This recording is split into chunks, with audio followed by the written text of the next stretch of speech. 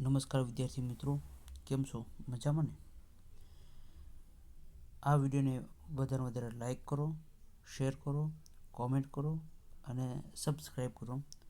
આજે આપણે ધોરણ 8 સામાજિક વિજ્ઞાનમાં પહેલો પાઠ ધાર્મિક સમાજ જાગૃતિમાં સ્વામી વિવેકાનંદ વિશે વાત કરશું.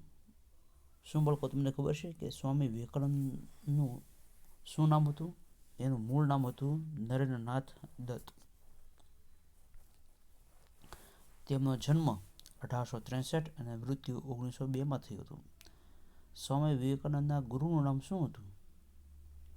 રામકૃષ્ણ પરમહંસ. સંન્યાસ લીધા પછી નરેન્દ્રનાથ દત્તે સ્વામી વિવેકાનંદ નામ ધારણ કર્યું હતું. તેમણે લોકોને દુઃખી માનવની સેવા કરવા અને તેમાં જ ઈશ્વરના દર્શન કરવાનો બોધ આપ્યો હતો. ભારતના યુવાનોમાં ભૂતકાળ પ્રત્યે ગૌરવ અને ભવિષ્ય માટે શ્રદ્ધા જાગૃત કરી હતી. ઈસવીસન 1893માં યુનાઇટેડ સ્ટેટ્સના શિકાગોમાં ભરેલી અખિલ વિશ્વ ધર્મ પરિષદમાં હાજરી આપી હતી. યુનાઇટેડ સ્ટેટ્સ એટલે કે અમેરિકા. ભારતીય સંસ્કૃતિ અને તત્વજ્ઞાનની સમજ આપી હતી. આમ સ્વામી વિવેકાનંદે યુનાઇટેડ સ્ટેટ્સ, ચીન, જાપાન વગેરે દેશોમાં પ્રવાસ કરીને ભારતીય સંસ્કૃતિનો ફેલાવ કર્યો હતો.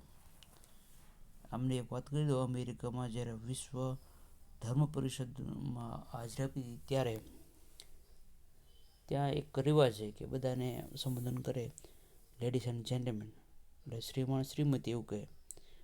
પણ સ્વામી વિવેકાનંદે સૌથી પહેલાં ભાઈઓ અને બહેનોનું સંબોધન કર્યું, બ્રધર એન્ડ સિસ્ટર. એટલે ત્યાં બધા ઊભા થઈને તાળીઓથી સ્વાગત કરવામાં આવ્યું હતું. એ આપણી ભારતીય સંસ્કૃતિ. આમ ભારતીય સંસ્કૃતિનો ફેલાવો સ્વામી વિવેકાનંદે વિદેશમાં પણ કર્યો. ખરેખર ભારતીય સંસ્કૃતિના પ્રશંસક અને પ્રખર રાષ્ટ્રપ્રેમી હતા. તેમણે એક સૂત્ર આપ્યું હતું કે ઉઠો, જાગો અને ધ્યેય પ્રાપ્તિ સુધી મંડ્યા રહો. ઈસવીસન 1897માં બેલુરમાં રામકૃષ્ણ મિશન મઠની સ્થાપના કરી. એમના ગુરુ રામકૃષ્ણ પરમહંસ હતા.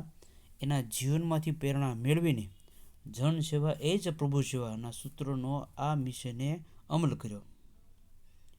આ મિશને ભારત દેશમાં શાળાઓ ખોલી અને શિક્ષણ આપ્યું તથા દવાખાના ખોલીને સેવાનું કાર્ય પણ કર્યું.